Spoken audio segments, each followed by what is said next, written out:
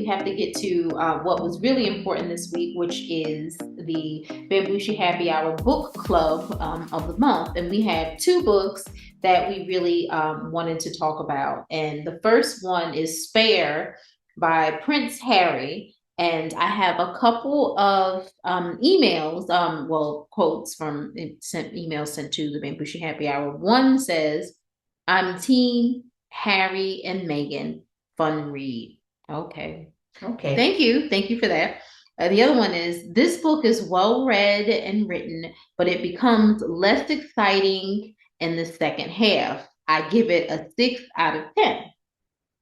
Okay. Okay. So I don't know if you want to start with Spare. You can start with Spare, and I'll tell you. I'll start with a straight shooter. But Okay. So with Spare, let me tell you what I thought from the very beginning.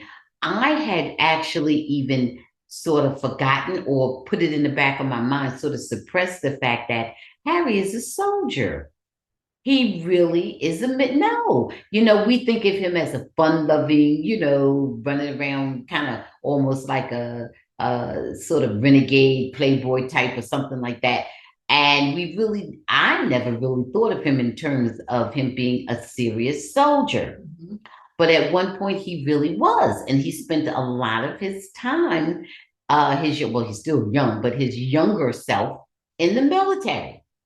And yeah, he did. And he talked a lot about that in the book. He talks a great deal about that, which is interesting. I mean, it was a certain level of protection, that he had, but it was also a certain level of exposure. Yeah, it was. So I don't know what you're laughing at, daughter, but it was. And I had thought of him that way. And when he started the book and he started going into his life as a soldier, I don't know. I don't know how much in danger he really was, but he seemed to think he was in great danger. He's not even in danger now. Yeah. In the castle, whatever. Yeah, based on the book, he wasn't always in the castle. The way he had it, they had him sleeping in the back closet. He said he was sleeping in rooms he'd never seen before. The way he had it, he was relegated to rooms that, he had to sleep behind the servants, somewhere, was living in the castle. He was in the closet. He didn't even know what was supposed to be in those rooms. Not before he got his $30 million inheritance for his 30th birthday. Well, anyway, listen, things was rough with him, okay? He couldn't even find his father for months at a time. He wanted to talk to his dad. They called him his pa or something. Pa, yeah, he wanted to talk to Pa. He didn't even know where the hell Pa was. And then Wills was like, I don't really need you now. I'm going to be the king one day. And, I got these those sons coming. So you out, you down. Yeah. You're not even spared no more. You about number 6 or 7 in the succession.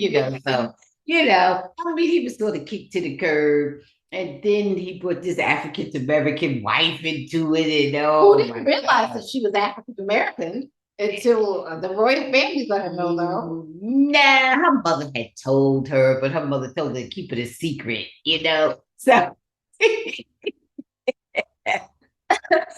oh God. So, it was all very lovely and loving and I don't know. Thank God they had a billionaire friend Tyler who called up and said, "Look, y'all upset. Come on over here. I got a spot for you."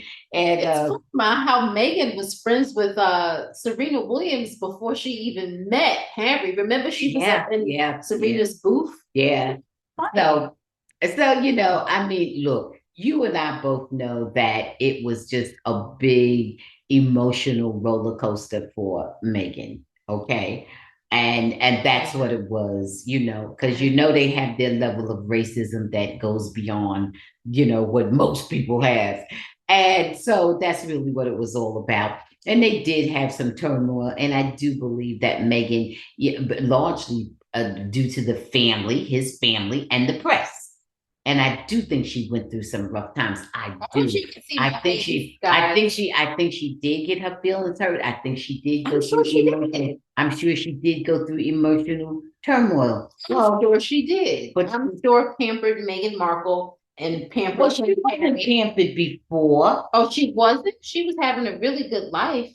She over there in Canada, she was just living it up. And she was a star. She was a celebrity. The people were taking pictures of her, and she loved her life. It was fun. She was traveling all over the world. She was about to go to Italy and Spain and do the Eat, Pray, Drink, Love tour. No, she was.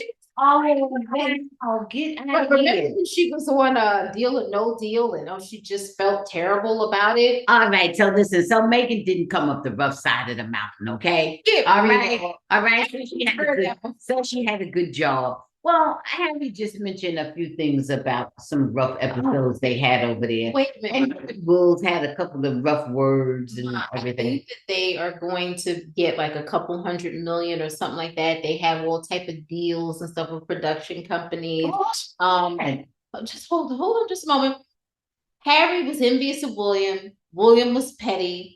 We had to hear an issue with Meghan Markle and lip gloss borrowing it from Kate, and Kate rolling her eyes at Meghan, and the issues about the wedding beforehand, the beautiful wedding that they had, that none of us would have even known that there was any of these issues, but for some reason we had to know that Kate had an issue with Meghan, and and somebody was crying, and well, I guess it was Meghan crying.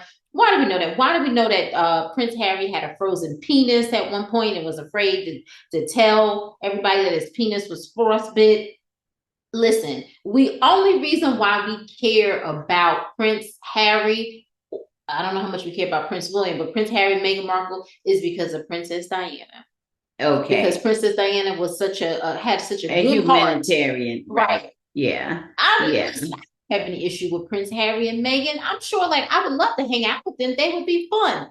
But Mom, all of the stuff that was in this book, about 60 or 70% of it was either on the documentary they had on Netflix, on Oprah's interview, the interview they had with Gayle King, the interview they had with Anderson Cooper, and then they talked to somebody else, and then now Prince Harry is going to be appearing at some summit where you have to pay a virtual summit, mind you, $995 to see $995. $995 to hear him coach people on their mental health. That's good.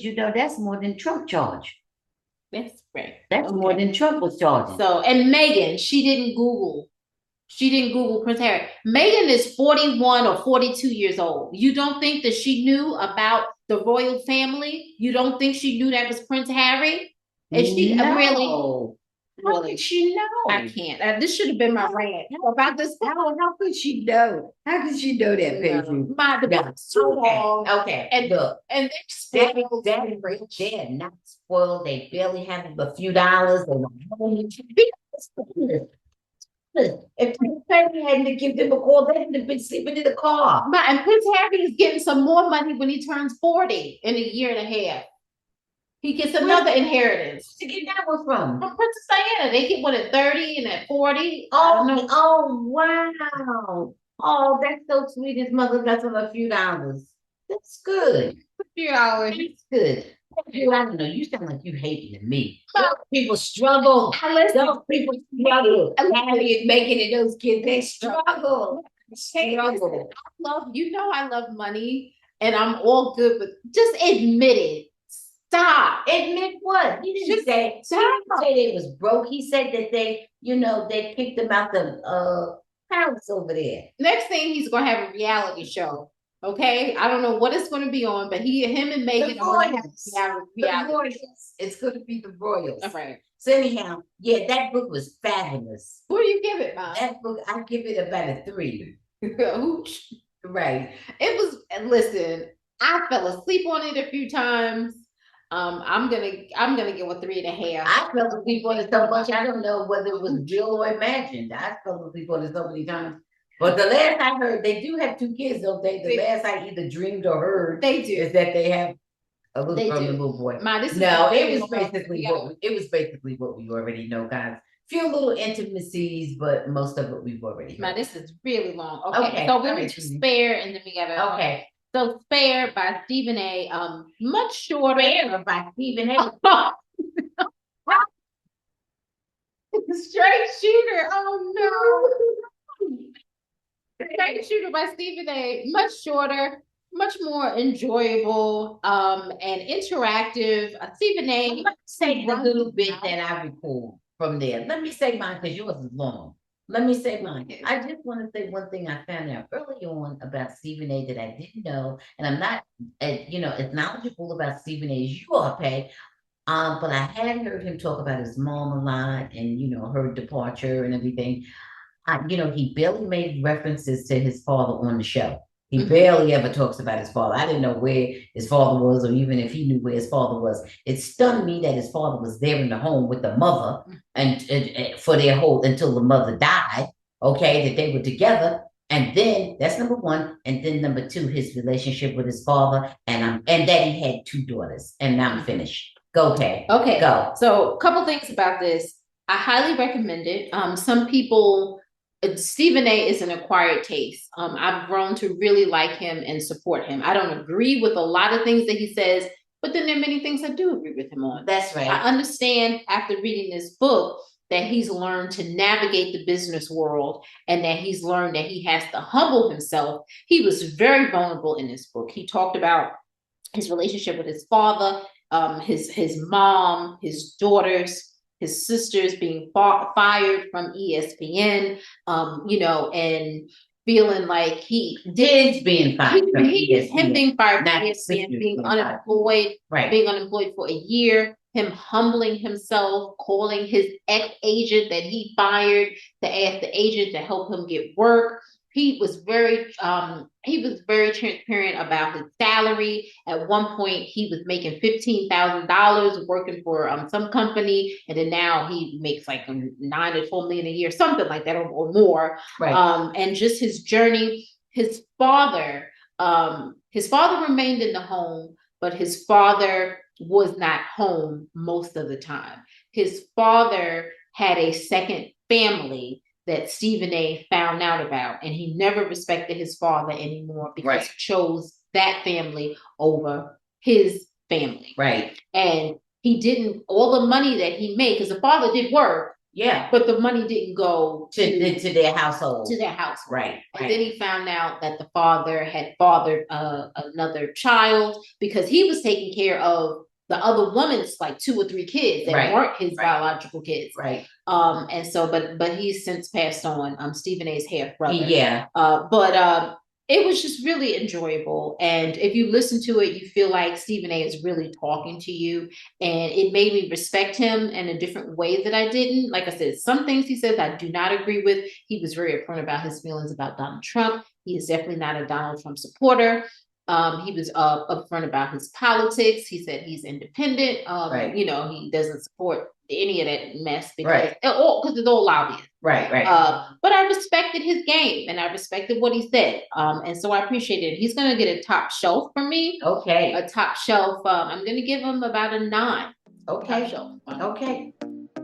Thanks for watching. Please subscribe and check out full episodes of the Bamgboshe Happy Hour podcast, streaming on most platforms.